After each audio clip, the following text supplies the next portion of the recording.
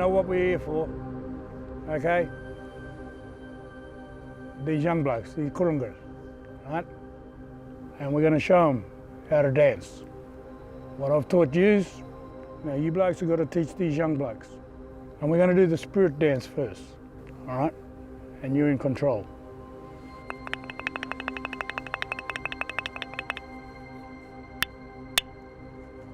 Paint up quick. Just give them a slap job. That's all right. Okay. This is the place where we come, you know, where we've been with you blokes, teaching yous.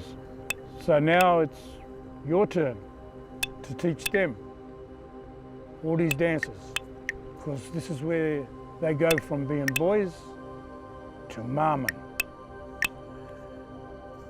men. So you'll know the difference, and you'll feel the difference, and you'll be treated different. You'll be allowed to come hunting. You'll be able to come with the men all the time. Because after we do these dances, that's when you'll be men, used to. And you'll be like your older family, because they know. They've been taught. Now they teach you. That's the way it goes. Marmen, manja marmen, murik. All right, now you young blokes, you know a little bit about this dance.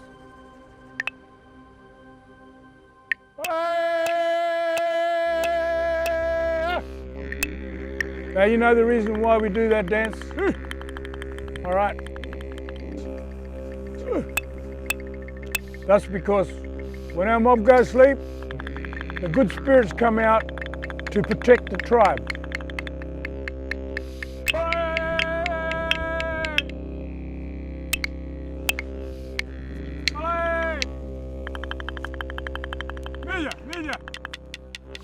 Hey!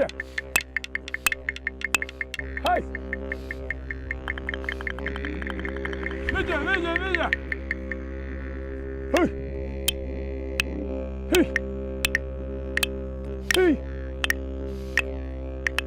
Hey! They come out to protect the tribe from the evil spirits, so they don't get sick.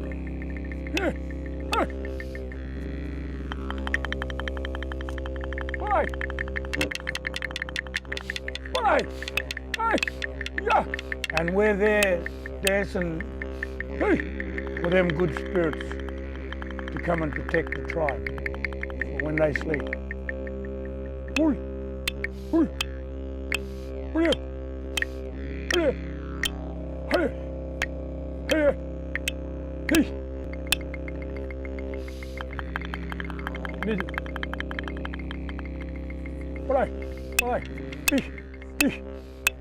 Hiya, ya, ya, ya,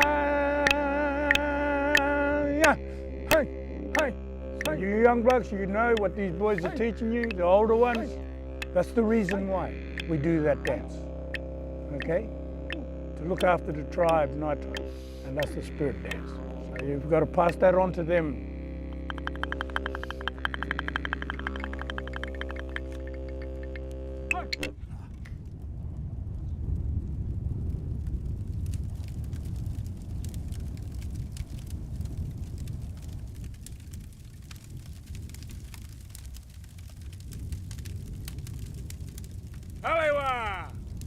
We can feel it in court.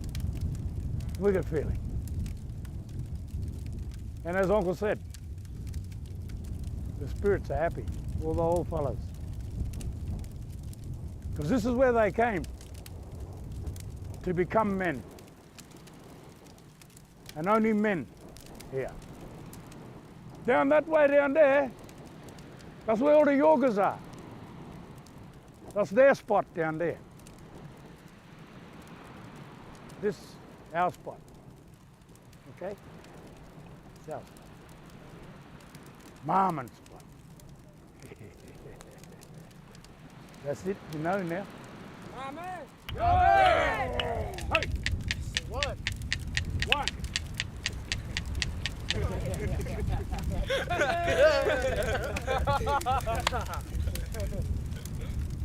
It was something that we needed to do to come here to this place and to bring the young men as well, to bring them here and let them know about this place. Our mob been coming here for thousands of years. The Marmon, us men, Kaya. Yarra, Billera Marmon, man of the river. Fresh water, salt water, both.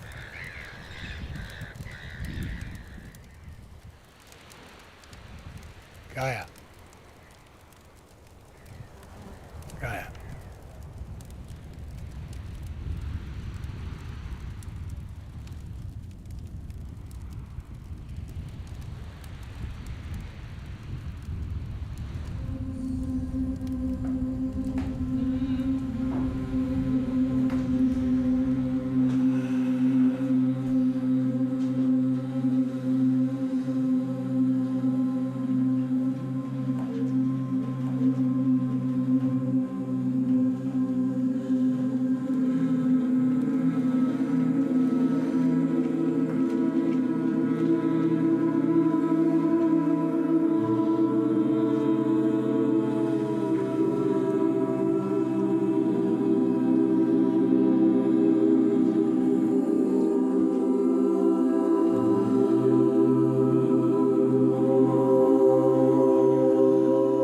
Back in 2003, there was a call out to anybody who sang in choirs to be part of a huge massed choir for the Perth International Arts Festival. And we learnt 4 songs, and one of them was a song in Noongar. This was just a brand new thought that anybody would sing in Noongar and that Noongars would share their language, and I was very excited to be part of that. So when it came to the idea for an Aboriginal choir, I thought, I wonder, I don't know, I think I had Della's number. Joe Randall rang me one day. I didn't know who this lady was, this Wadjala lady, and asked if I was interested in putting a choir together, an Aboriginal choir, a community choir with her, and I thought that was a great idea. And so we organised our first rehearsal, and big mob of people came, and I think majority of the people were Wadjala, were non-Indigenous. But anyway, the next day Joe rang me and said, what do you think about all the Wadjalas coming to rehearsal? She said, I was expecting more Aboriginal people to be there. And she said, well, are you okay with that? And I said, look, I'm fine with that. I don't have a problem with that at all. Let's go with it. They came. They obviously were interested in this idea and in this project and the idea of singing Aboriginal songs and songs in language. So I just said, let's just go with it. And it's kind of been a blessing in disguise, I guess, because there's a bunch of Wadjalas learning and singing Aboriginal songs, and it's been a great journey. It's been very healing, and the 3 months project turned into 11 years. Early on in the history of the choir, there were a few comments from Aboriginal people who are clearly still carrying a lot of hurt and anger about past injustice, and quite rightly so. And that's very challenging. If people say to you, how come you're singing my language and your people flogged us for singing that language, that's you're ready to just drop the whole thing. I mean, what the hell are we doing here if it's not for the good? Then that kind of challenging discussion is so often countered by Noongars saying, keep doing what you're doing, it's wonderful. It's a fantastic way of Indigenous, non-Indigenous and other nationalities coming together and learning our culture and history through beautiful song and harmonies. We all cry and laugh and we carry on, and we're here to sing songs in harmony. And it's a lovely, safe environment where people come and they learn the history and our culture, and then they take it away and they teach their families and friends what they've learnt. You always look down when you're walking in the bush because you don't know where snakes are, especially that summertime. But this is that's a little giragy, the Zamia palm, and that's another important plant. And there's some around here that you get the female with new growth. Very important plant that.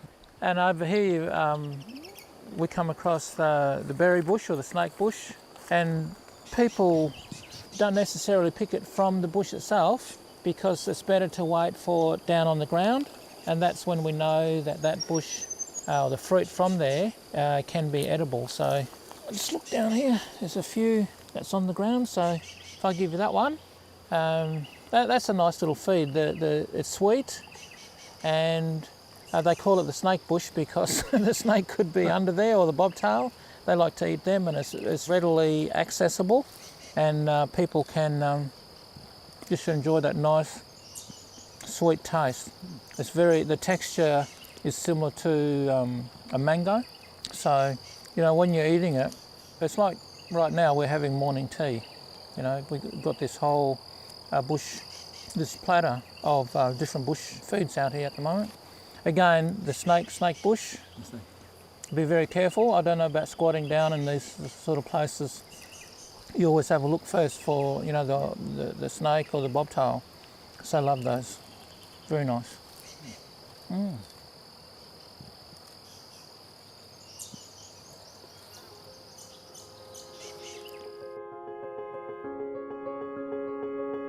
Aboriginal art to me, or just being an artist in general, came for me from a really bad time where I pretty much went through a nervous breakdown, and art traditionally is a form of healing, emotional healing, and that's the reason why I started painting. Was I just needed a hobby, I needed something to do, and I found it was really calming, really helped at the time, and things progressed, and now it got to a point where I really love what I do, and I found I was actually quite good at it as well, so I decided that, well, I should be an artist, and that's why I decided to enroll in university and do a Bachelor of Arts. So with my art practice, I use DSLR cameras and I use a drone as well. And for me, we have this modern technology, so why not embrace using it? I mean, I like to send the drone up and get a really good view from the air, because while I know what it would look like from the air composition-wise, the colours and the way that the rain has shaped the earth will change from week to week. So I can go back to the same place throughout the year and probably end up with 10, 15 different paintings that look completely different with the same composition. And they're all correct, because at that time, that's what the land looked like. And you're only going to get that if you send something up in the air and take photos. So with my artwork, there has been some sort of criticism with it's not a traditional Dreamtime story, so therefore it's not Aboriginal art, or because I have used dots, it's not proper Aboriginal art because in their mind apparently Noongars didn't use dots. But from my experience there was dots in the caves and things, so we can use them in a highlighted way. Some in different areas, it's different where they go. The one thing people forget though, that being a Noongar man or an Aboriginal man, no matter what I paint, no matter what I do, it's going to be Noongar Aboriginal art, because I am an Aboriginal Noongar man. So no matter what I do, I can't get away from that. Talking to the older people and learning and listening to them about the old stories about our ancestors and everything, it's really good. It gives you a sort of different perspective about how we live now. So even now, like when I feel that things are a bit like the world's against you, or you're not getting a fair shake or something like that, I look back to these sort of stories of the old people and just think, well, I've got it so easy compared to them.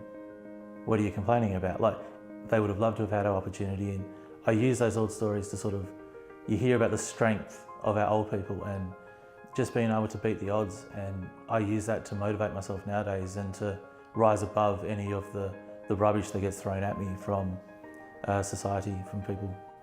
Not just only having a strong sense of identity, but also hearing about the strength and how we should really, you sort of learn how to conduct ourselves nowadays and to rise above anything that could have a real negative effect. Also with art, it did bring me a lot closer to my culture as a Balladon Noongar man. It's making me go out to all the different areas in the Noongar country in the whole southwest of Western Australia with my camera, with my drone. Makes me talk to a lot of the local elders, and I am learning so much more about culture and traditional medicines and bush foods and different significant areas. Going out and actually being able to see the whole Noongar country from very different perspectives. Even farmers allow me on their property to go and take photos and things like that, areas that you can't normally get to as well. It gives me a much stronger sense of identity, knowing the country from which we come from and just having a much closer sort of relationship with the land from where the family come from as well, which is a really fantastic thing. And here's the marri tree, the bourne, the tree, the marri, name of this particular tree. And if you look here, you can see some of the resin there, the kino, the sap, and you take a little bit of that, about the size of, if I can just grab some off there, that bit there is good enough. This tree is antibacterial, so if we've got a bacterial infection through flu, chest infection, the antibacterial medicine is good for the bacterial infection itself. So that's why we call this obviously the medicine tree. It helps with bacterial on the inside we ingest, or it can also be like a saline wash on the outside. So if we get a cut or something like that, it helps. And not many medicines are like that you can have, that's both or topical as well as ingesting. So that's really nice. A good old marri tree. This one is a bit battered. I don't know whether storm conditions or a bit of a lightning strike or something, but it reveals itself through some more up there. And people walking, our ancestors walking along the tracks and that would have just picked a little bit off, and it would have been part of a healthy regime, living a healthy lifestyle, healthy foods, the unrefined foods obviously, and having access to everything around us that made life really straightforward. So that was nice. And down here, if I can look at this, it's a big blob of it. So these days, that big blob, we can take that home with us and have that little bit, like a sunflower seed size, and keep it in a cup. And when it hardens, we can use it at home as well. So that's magic stuff.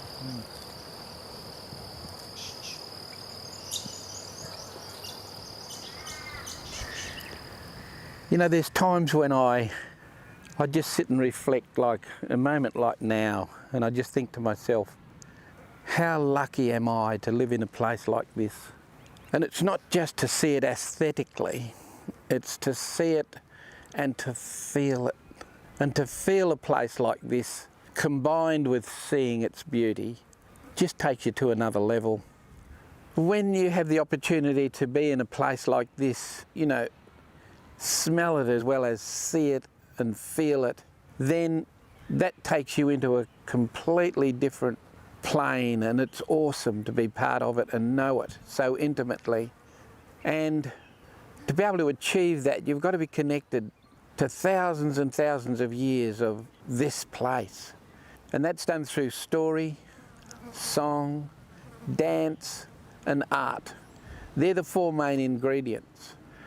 And on every full moon, there would be dancing and singing, and the whole groups would be involved. And we call it Puntabin, the place of plenty. And to have a body of water like this running right through the middle of it, wow.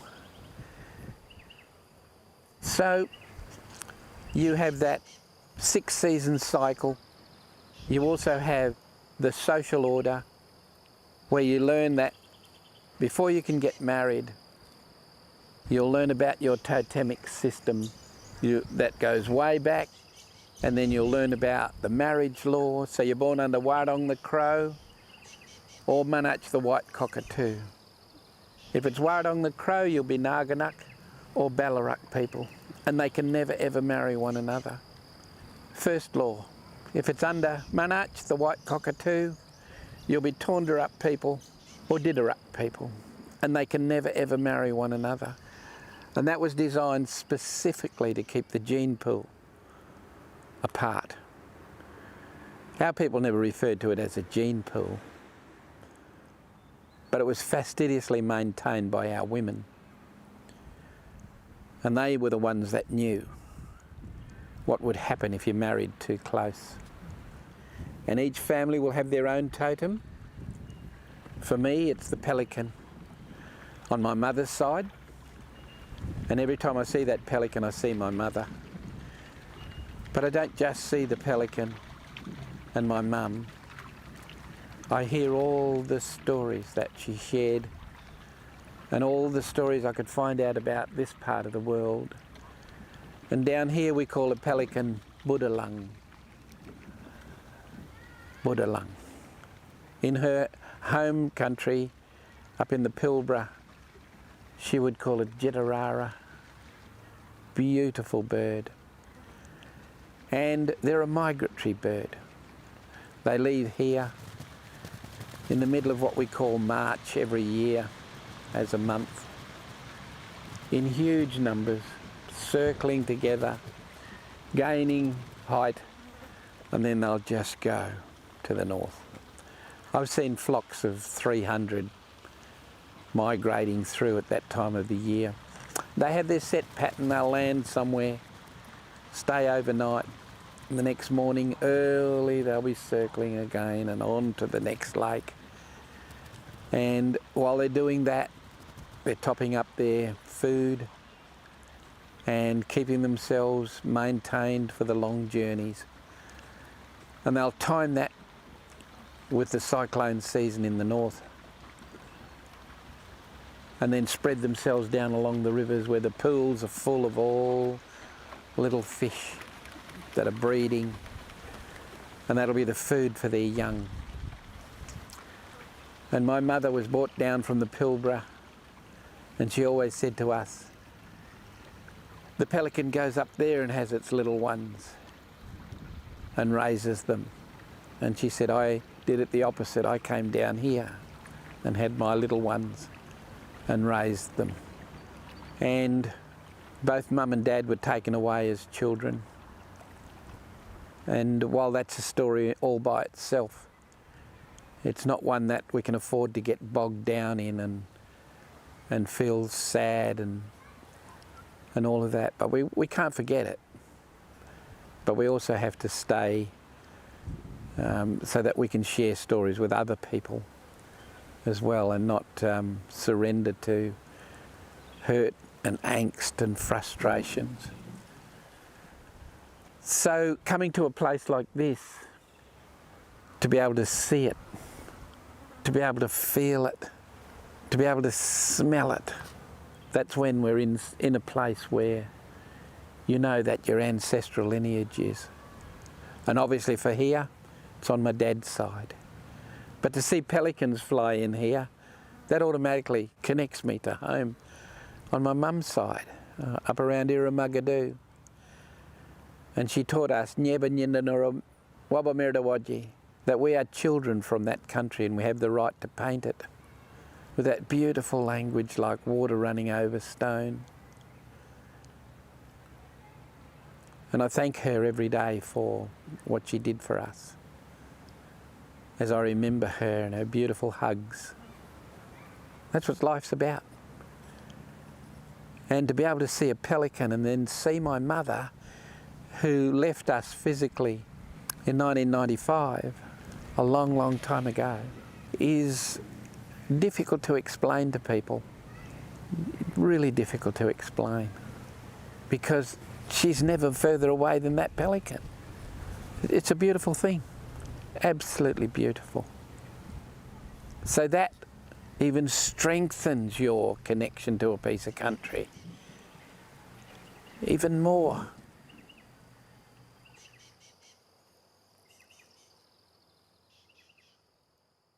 In my time, since I've lived, I can look at the Noongar families, and when we were kids there were big families. I think my grandmother had about 13 kids. She reared 3 or 4 grandkids up on top of that. And most of the families were large families, 10, 12 kids or more. And we all lived close together. just about every weekend. We knew my uncles, we knew all our aunties, we knew all that. But over the years, the families have slowly drifted away from each other through work reasons, and others coming into the family, in-laws are moving in different directions. So we've seen the big Noongar families slowly get smaller and smaller and away from what we grew up with. And so my idea was always to have the family close together, and we've always tried to do that. I was the only child to my mother, and because she was a bit of a rambler here, there and everywhere, so she left me with my grandparents. My grandmother, she had about 10 kids, so I sort of fitted in there somewhere, and it was good because I grew up in a happy family. They didn't fight much, didn't drink much. Mel's pop too was Tommy Kickett, Dooja Kickett. He sort of was in charge of the reserve. So he's a very strong male figure, and he kept a lot of troublemakers off. So he was the elder, and everybody respected that. He was the elder, and he had a lot of respect. He was only a little man, but he had a lot of respect. And that's one thing about families, isn't it? Yep. Our family. Yep. Is they all respect their elders. Yes. Yeah. They still have that strong sense of belonging to each other Yes. as a family. And respect, yes. Respect. Yeah. Mm-hmm. And that's right, isn't it? Family strong. What makes us strength is to know where they come from, to draw back on that, know where they are now, and their sense of belonging to that group of people, and know which direction they're headed because they've had that leadership. But if a family is strong, then the younger ones will grow up strong. What is a 28? What is a Dunard? What's a 28? A parrot. Yeah. What is a Coolbardie? A Coolbardie is a magpie. What's a Kaka? It's a Kookaburra. What's a Yerderup? Duck. Granddad, over here is the waterfall. Not over there. That's small. Oh, look, that's where someone.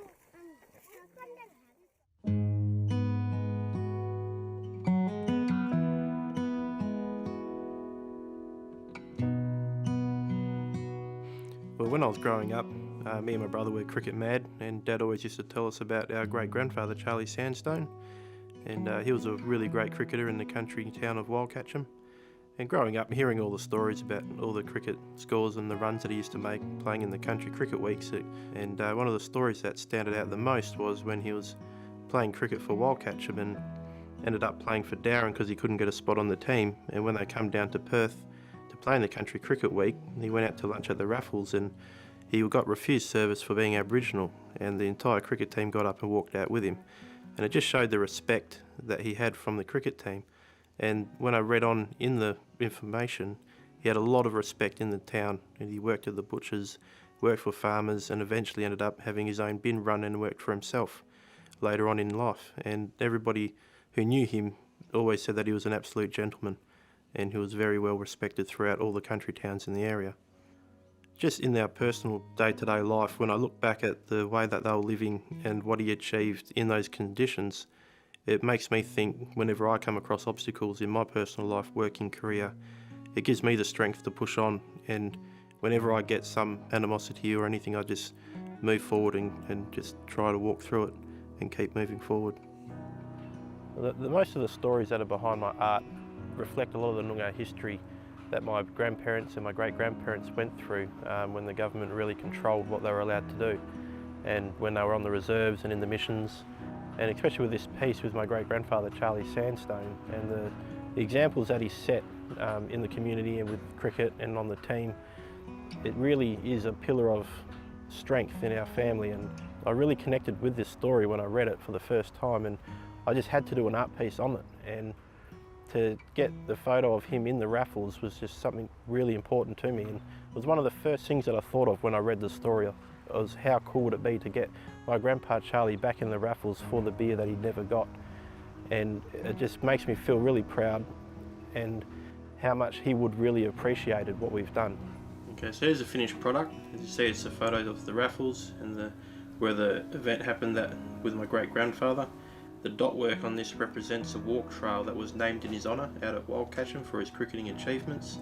And just the colours in the dot work represent all the colours that you see out at Wildcatcham, the oranges, the reds and the greens with all the bushland and the foliage in the ground. Traditionally the Noongar art was used in sand drawings and cave paintings to teach the younger generations on how to live traditionally and what to do and what not to do and where to go and where not to go. And that was very important in the storytelling and in the learning of the younger people. Some are still using bark, some are using canvases, boards, people are using surfboards. They're putting art on everything. And what I love about the modern contemporary styles is they're really pushing the boundaries and thinking outside the box, and it's opening up Noongar art to everybody so everyone can relate to the art piece. It's not something where people need to know traditional culture to be able to read the paintings. Today with the modern artworks, anybody can understand the artwork, and that's really important, and it breaks down a lot of barriers in a lot of different cultures that come to learn. The Noongar culture, I see it today, what happened throughout those bad years has really affected the culture and where it is, and that's what I like to document in my artwork. And telling these stories, it really helps the younger generation to realise how to survive in this world that we're living in today. It's all the traditions and the traditional culture still has its place and is good to learn. To know where our family's been and to know how they can address problems and move forward in today's society is probably one of the most important things I think the younger generation really needs to learn. And that's where, with art pieces as artists, it's almost a responsibility doing Noongar art to tell these stories and give our younger generation something to look at and stories to read and to learn from and to use in their own personal life. As a young Noongar artist doing a modern contemporary style, we've had our battles just with the different cultures of the older generation to the younger generation of artists. And the older generation still love to do their more traditional style of artwork, and the modern contemporary artists are really trying to push those boundaries. And there is a little bit of a confliction between the two, and we find not just in the differences in culture, but the whole industry has been controlled to an extent. And as a modern contemporary artist, you're always wanting to push those boundaries and create something completely new and different. And there's always someone there saying, no, you can't do that. No, that's not Aboriginal art. No, this, no, that. And you just got to try and push through that without being disrespectful in your art piece, but still tell those stories you want to tell. A lot of the older artists love what we're doing. Some don't. Some might think what we're doing is a little bit disrespectful to the Noongar art and our culture. But as part of being a Noongar and teaching you, telling your stories and pushing those boundaries, you're going to expect that from some people, and you just got to try to move on and block out those bad experiences and just try to keep pushing the boundaries and doing as much different sort of art that you can.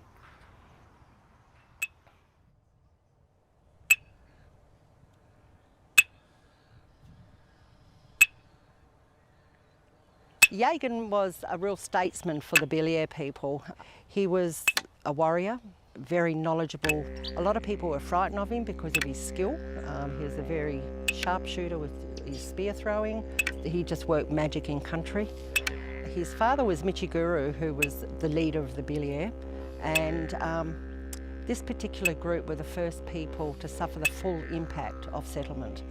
And Yagan's mum indeed shouted out that they bring the smell of death, and there was big meetings where clans from across the river, from down as far as Pinjarra, came and met about these big white birds coming in and to talk about what's going on.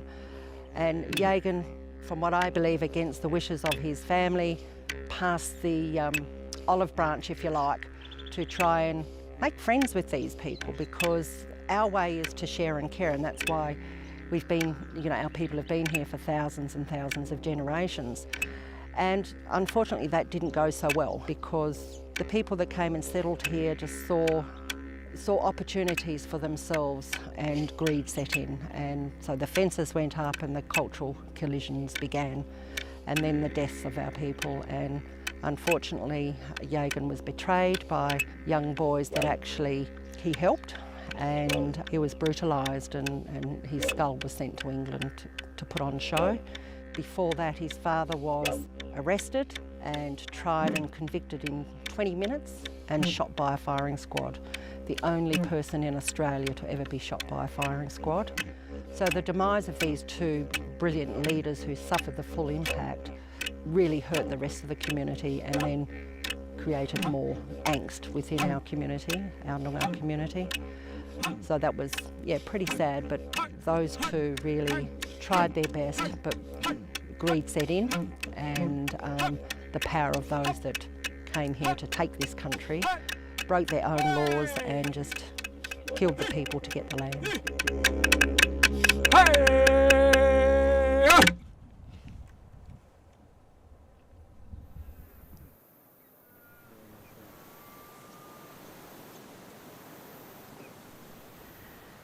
So I say kaya, wanju wanju, which means hello and welcome.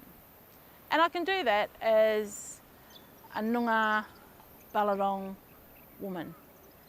I say that because there is a difference between doing a welcome to country and doing an acknowledgement to country. So here in York, I can do a welcome because I'm Baladong and I'm from here. Whereas in Perth, if I was in Perth, I would do an acknowledgement to country because I'm not from the language group of Whadjuk or Swan River people. And it's important to understand the two differences of a welcome and an acknowledgement to country. But I think it's wonderful that I can do a welcome here in my country, Baladong country. So welcome.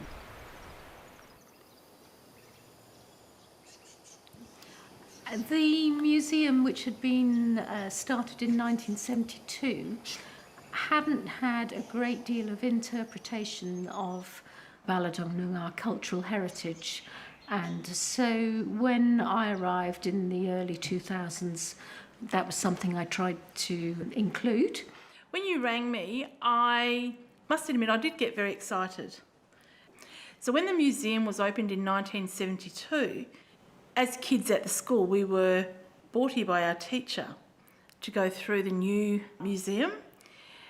And I remember thinking at the time, there's nothing Noongar in here. And I remember asking the teacher, well, where is our history, meaning Noongar history? And I was told to be quiet, and I remember her putting her finger going like this, shh. So when you rang me, I was really excited. And we discussed a panel, and I remember saying to you, we can't just have one panel, we have to have two, because with Noongar people living in York, there was those Noongars who lived in town, but then there were those Noongars who lived on the reserve. I was very glad that Marion raised that point, that there were multiple sides to any story, and although I was originally seeking just one Noongar woman's story, we very soon decided, yes, there had to be two stories. And so Marion and I started working together to tell the story about life on the reserve. And it was really important for me to do that from a personal perspective, but I wanted to do it because I wanted the history to be shared, and I was thinking of future generations. I mean, I have one child, but there's a whole lot of other family members from the reserve who had children, grandchildren, great-grandchildren, and I wanted them to know what it was like on the reserve, and for that to be here and shown, and not just for us as Aboriginal people or Noongar people, but also non-Aboriginal people that I grew up with and went to school to hear the story of Noongar people. So it was really, really positive. Marion was so unselfish and public-spirited in telling her very personal story, which highlights such a lot of social issues of the mid and late 20th century in that panel. It's an enlightenment to all visitors who see it about just exactly what life on the reserve was really like. And we've even had PhD students studying it because it's one of the very few interpretation pieces in the wheat belt that talk about people's lives in such intimate detail, really. Yes. Okay, let's go from the top and get these harmonies happening.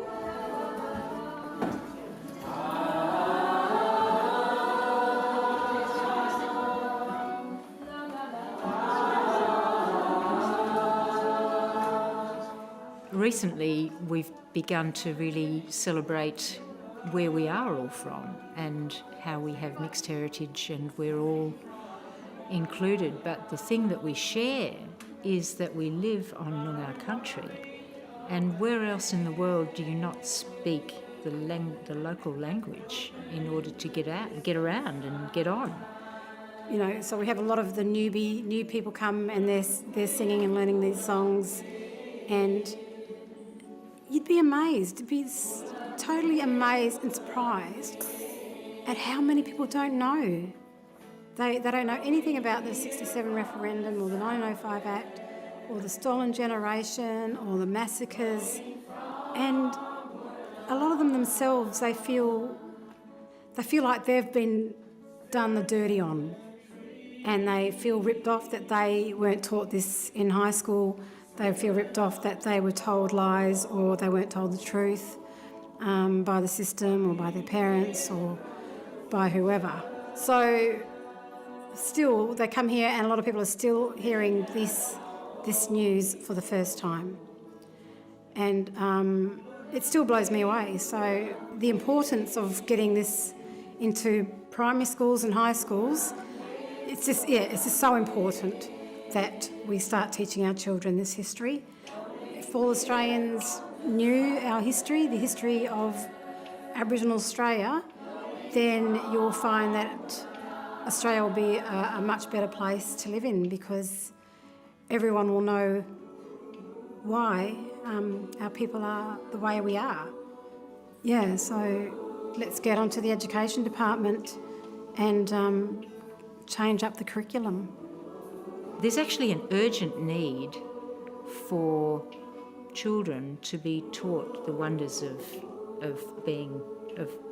belonging to the earth, and Noongar language is a brilliant way into that.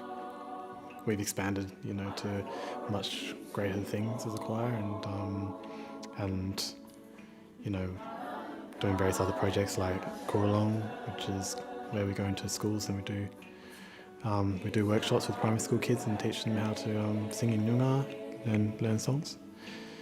A lot of the songs we do teach in schools are to do with belonging, family, country, spirit, being true to yourself, and if we can just only teach these songs to everybody, then we've got this common bond. And never before has Noongar language been so accessible, and have Noongar people been so happy to share, and that's a huge privilege. A huge privilege for us who are grabbing it, I think generally the community is getting used to the idea of teaching our language and passing it on to non-Indigenous people. Because it's been laying dormant for so many years, it's really important for us to get with the program and make some changes and, teach our young people our language. And we have to keep it alive. And the only way of keeping it alive is to pass it on to our children. And that includes non-Indigenous children. And so I guess what I teach, I give permission to Indigenous and non-Indigenous people. I give them permission to teach the language also to whoever wants to learn it. We just need to keep it going and keep it strong. What we do today does affect who we are later on down the track. Not only does it affect us, it affects the next generations. And there's so many people in the past that have done so much for us so far that it just makes sense that we really should do what's best for our next generations as well. And so I'm doing my best to do my part as well. And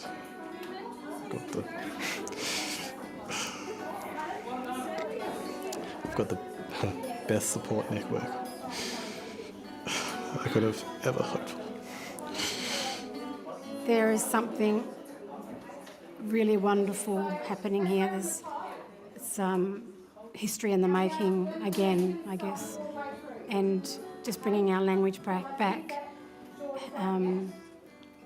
for me has brought me back around in a full circle as far as my identity and my Aboriginality goes. It makes me a strong person to know my language. So, I mean, singing and teaching language at Madgidal Morna Choir is a great outlet for me as well. And, you know, those members are going to go away and they're going to teach other people. They're going to pass on what they've learnt, and yes, we'll just keep it strong.